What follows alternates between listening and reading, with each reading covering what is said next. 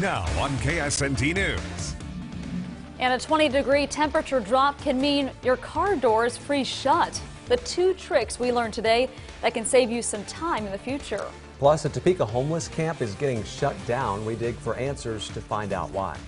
And some faulty wiring could cause your minivan to catch fire. What you need to know about a nationwide recall.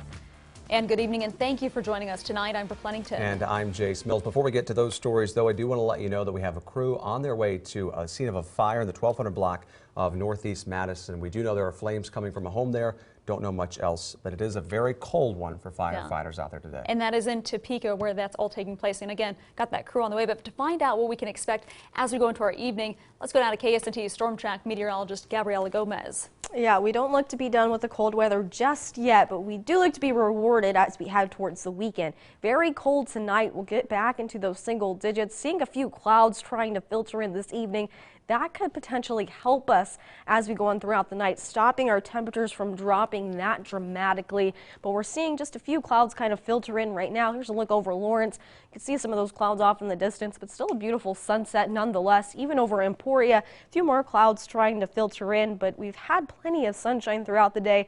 Hasn't helped us get any warmer. Here's temperatures across the state. Pretty much all of us are in the teens right now. Some spots got close to 20 degrees, but even these slight breezes 5 to 10 miles an hour coming straight from the north or northeast still make it feel that much colder out there. Wind chill values 3 degrees is what it feels like here in Topeka. Feels like 2 for Emporia. Burlington feels like 1 degree, and Lawrence feels like 3 degrees below zero right now. We're not done with this cold air. Still cold throughout the night tonight and into the start tomorrow. But just how much we warm up for your Valentine's Day, I'll have a look at that forecast coming up. And the freezing temperatures can mean a few extra steps in the morning, like warming up the car or even dealing with frozen car doors. Yeah, and we've got you covered tonight, thankfully. KSNT's Kelly Peltier is live in Shawnee County with some ways you can deal with that situation safely. Kelly? Yeah, I think a lot of people who have to park outside woke up this morning with their cars looking a little something like this one behind me, with ice and snow all over it. But luckily, there are a few quick and easy ways to help fix it. I talked to a local mechanic today, and he says when you're driving, the snow and ice on your car starts to melt because of the heat inside your car. Once that starts to happen, the water runs down the inside of your door, seals, and freezes. He says a lot of people think hot water will help melt the ice on your car, but actually the hot temperature against a cold window or handle can crack it. Instead, he suggests 2 other things to try and melt the ice in a pinch. Best way to get rid of it is to use cold water or washer fluid. So the washer fluid has the alcohol in it, so that helps break it down and then not refreeze. Yeah, and he says if you don't have any cold water or any washer fluid on hand, you can use a blanket or a cover like this one to put on the front of your car the night before. He also suggests that you always put up your windshield wipers if you can.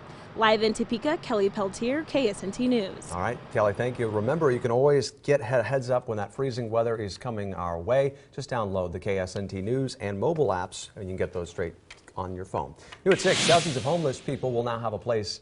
Will have to find a new place to live. They're being forced out of Topeka's tent city next month. Now, this is a story you saw first on KSNT.com. Our digital reporter Tiffany Littler is live in North Topeka to explain why this is happening. Tiffany? Jace, Brooke, the Topeka Shawnee County Homeless Task Force says around 60 people live here in Tent City, but that's soon going to change. Now, today we learned that the task force says railroad-owned properties in the area will soon be enforcing a Kansas statute related to trespassing on railroad property. Topeka Rescue Mission Director Barry Feeker tells me the rescue mission invited these people in today to answer their questions, provide food, and tell them what they know at this point. Feeker says there's still a lot of questions to be answered, but they're working to help them to a better place than the situation they're in. Now, the task force says enforcement of that statute is expected to start around March 2nd. Live in North Topeka, Tiffany Littler, KSNT News. All right, thank you, Tiffany. And also new tonight, the man accused of shooting and killing a Washburn football player won't start his jury trial on time. The Shawnee County courts pushed the trial for Francisco Mendez back, and it was supposed to start today. Now it won't start before February 27th. The DA says Mendez will undergo an evaluation first to see if he's competent to stand trial. Mendez is charged with murdering DeJuan Simmons in April. An attorney for Mendez asked for his trial to be moved outside of Shawnee County, but we told you a judge denied that request a couple of weeks ago. And a Manhattan man accused of raping a woman pleaded no contest to the crime. The Riley County attorney says Dexter Robinson, that you see here, is accused of pushing a 22-year-old woman inside her apartment and raping her. Investigators used this surveillance video to identify and arrest Robinson. He was charged with rape, kidnapping, and burglary. Robinson will be sentenced later this month. At the State House today, we learned that dozens of Kansas towns are getting some much-needed improvement projects, and the state is going to help pay for it. Emporia, Marysville, and Osage City are just a few of the local towns getting that financial help. Our Capitol Bureau reporter Lindley Lund breaks down how the $17 million will be spent. Today, the Kansas Department of Commerce awarded 39 communities with grants for projects. These grants will help improve things like infrastructure, senior centers, sidewalks and streets, libraries, and fire stations. We believe very much that quality of life is essential to economic development. What these grants do is fund quality of life projects that make a difference in a community. In order for a community to receive this grant, they have to match part of the money. One Kansas town has been working toward that for a while. This is a 25-year purchase for Fort Scott, and we're just really excited. This is going to be a life-saving tool for us. Fort Scott will be using the $500,000 grant to purchase a new fire truck to replace their current 25-year-old truck. As a fire chief, your main goal is that your firefighters want to come home at the end of their shift. So we want to make sure that they have the equipment that's safe and easy for them to use. The federally funded grants are awarded every year. Secretary Toland said he is pleased with the amount given this year.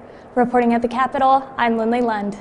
All right, so let's break down those numbers for our local communities. Emporia will get $300,000 from the state to fix up some homes and some rental houses. Marysville will get $600,000 to build a new fire station there. And in Osage City, they'll also be getting $600,000 for sewage improvements in the community. You can see the full list of where that money is going at our website, ksnt.com. Well, some Kansans are demanding lawmakers hold a vote on Medicaid expansion now. And it's the first big rally at the Capitol since Senate President Susan Wagle announced she would hold up expansion talks. She says that is because the House failed to pass a constitutional amendment on abortion. But expansion supporters say the two issues aren't connected. A proposed bill would provide quality health care to 150,000 Kansans. And one of those supporters says she doesn't have health insurance and hasn't been to the doctor for a checkup since 2007.